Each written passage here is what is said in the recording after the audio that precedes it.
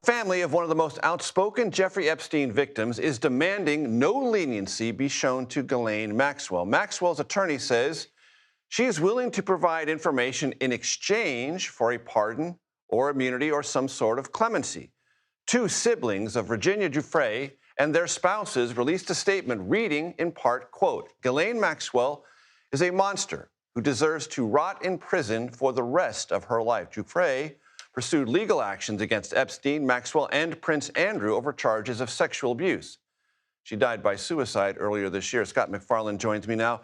Scott, there are those who say the media covers this as kind of a catnip sort of thing, a clickbait thing. We don't do this on this program. Our focus has been and consistently will be on the underlying victims in this matter, and that's where it always will be. And this falls squarely into that category. And the president addressed Virginia Giuffre again as the evening began. He was asked at a White House event about his comments that she was stolen. Stolen, which is a heck of a word alarmed the choice. family. Like, what are you talking about? I think that may have been part of what inspired the family to issue this statement, and I suspect we'll hear more from them over the next 24 hours. But in the statement, they really do drill down into the use of the word stolen, saying they were shocked to hear President Trump invoke Virginia and say that he was aware Virginia had been stolen from Mar-a-Lago.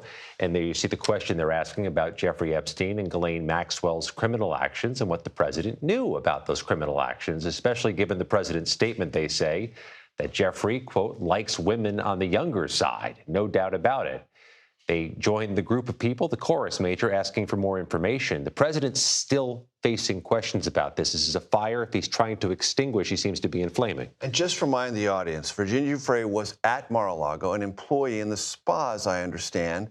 And then if she was stolen, then that suggests to the family, their alarmed sensibilities, that the president might be signaling he had some knowledge of what the theft by Epstein was about. When he was asked about it again as the evening began tonight, he said he didn't use the word poaching, but he was indicating there was a taking of workers by Epstein from Mar-a-Lago to work for Epstein. He didn't, when asked if he knew there was criminal activity going on there, again referred back to the poaching issue.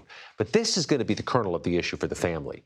That use of the word stolen has quite a pejorative for those who have been the victims of sex trafficking, those who've been the victims of sex abuse. And that continues this conversation for the White House, whether they want to talk about Epstein or not. And as you mentioned yesterday, in any conversation about Ghislaine Maxwell and her future, clemency or pardon, it is re-traumatizing just the very conversation about it, whether it happens or not. And not to spread it too wide, but there are experts in this space who say it's traumatizing to any victim of sex trafficking or sex abuse to have the lionization of somebody with 12 years to serve in a prison term for sex trafficking. Scott MacFarlane, thank you. As always, I appreciate it.